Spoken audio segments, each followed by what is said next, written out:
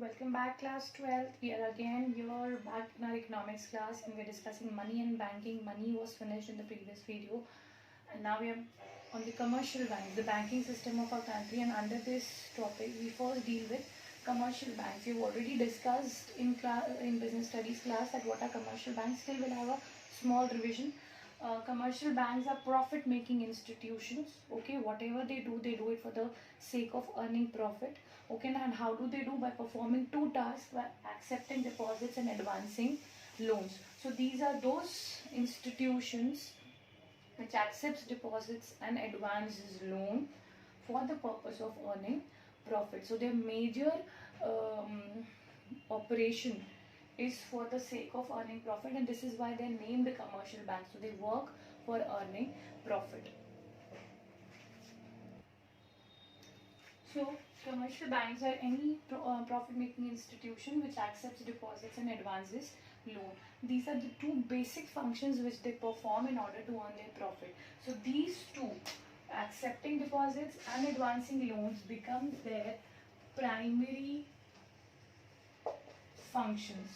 Okay, accepting deposits and advancing loans are the primary functions of commercial bank, and by the help of these two primary functions, they are able to earn profit. See, how do they earn profit? Profit for commercial bank can be calculated by simply finding the difference between lending rate and borrowing rate. Now, what is lending rate? The rate at which loans are advanced, or the rate at which commercial bank grants loan to its customers. Okay, and what is borrowing rate? The borrowing rate is the rate at which they accept deposits. Okay, whatever deposits are maintained by us as a consumer of commercial bank, उस पे जो हमें जो interest मिलता है, especially on FDs, fixed deposits, RD, recurring deposits or saving deposits, उस पे जो interest मिलता है, that is the borrowing rate of commercial bank. So the difference between these two is the profit of any commercial bank, and this is how the profit of any commercial bank is calculated.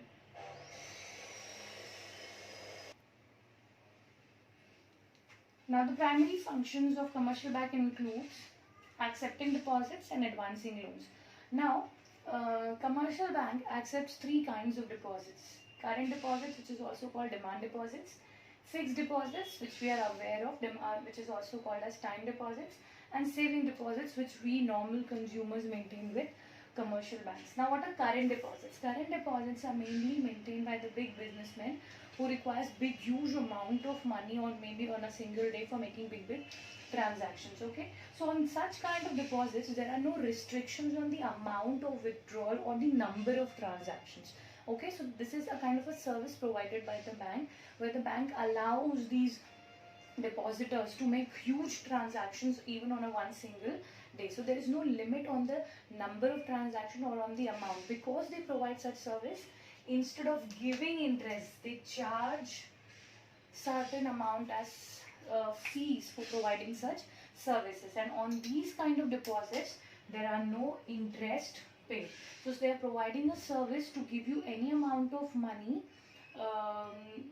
on such deposits without any restrictions. So they charge a fees, okay, for providing such services, and then they are maintained by big businessmen.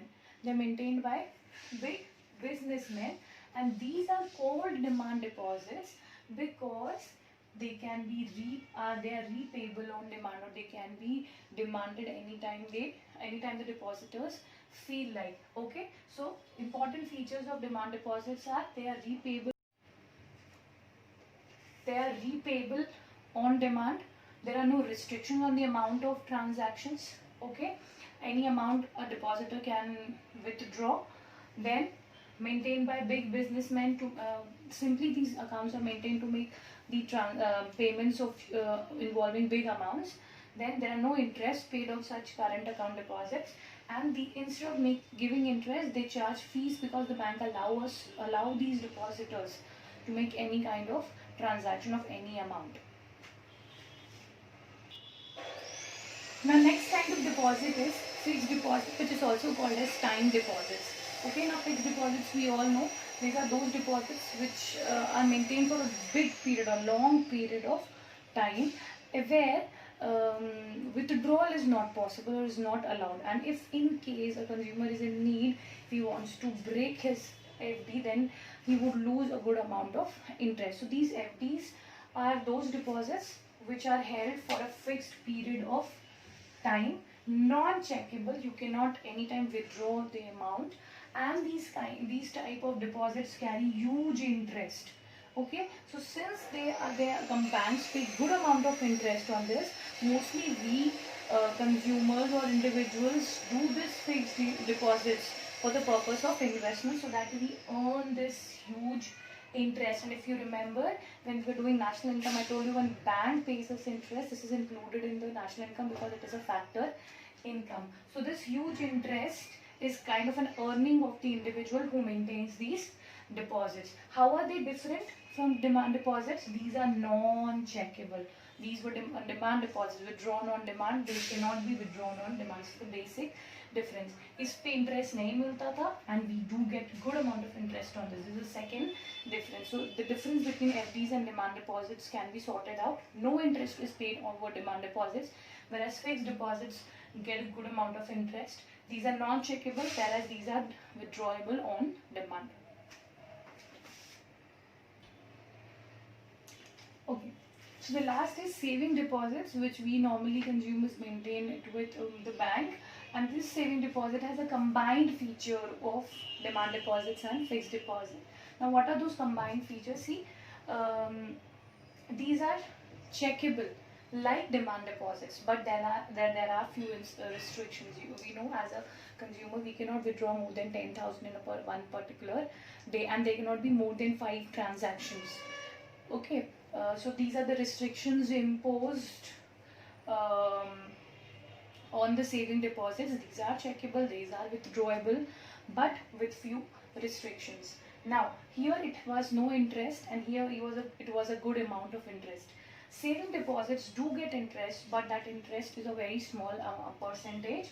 They get interest, but which is lesser than the fixed deposit. So small amount of interest is also paid on the saving deposit. So if you see, it has a combined feature. Saving deposits have combined features of demand deposits and fixed deposits.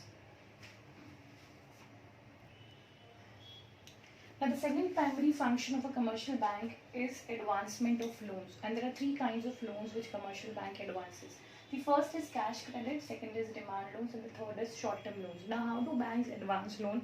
When a borrower goes to the bank for getting the amount of loan sanctioned, he is not given that amount in hand. Instead, an account is opened on his name, and that sum of amount, the sum of loan is being credited to his account, and then the amount is used by the borrower. Okay, the amount the amount is not given in his hand. Instead, an account is opened on his name, and these kind of accounts which are opened for the purpose of advancement of loan, they are called as secondary deposits.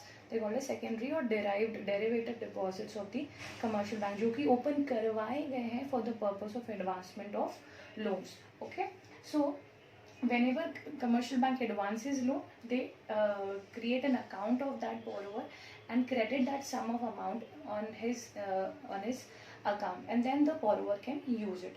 So first is cash credit. These are like short term, very short term loans. Okay, and these are issued against the current assets of the borrower. He needs to keep his current assets as a kind of a security, or kind of a collateral, if you can say.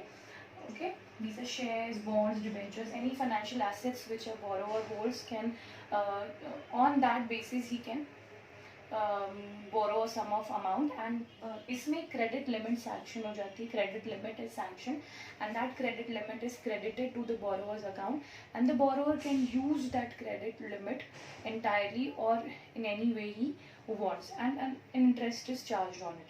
Second is demand loan. Here no collateral or no security is given by the borrower. This is why this loan can be recalled by bank anytime. Demand loan, they are being given to the borrower, but then it can be recalled by the bank anytime, and the interest is charged on the entire sum of amount which was given as loan. Okay, and the last is short term loans. These are the personal loans which would be given only against the collateral. You need to keep something as a guarantee. For example, if you are getting a car loan, so your car papers or your house papers, if you are buying a house loan, your house papers would be there with the bank till the time the entire sum is paid off. And here the interest is charged on the entire sum which the borrower borrows. So we have discussed the primary functions, accepting deposits and granting of loans. These are the topics which are already covered in business studies. This would serve as a revision.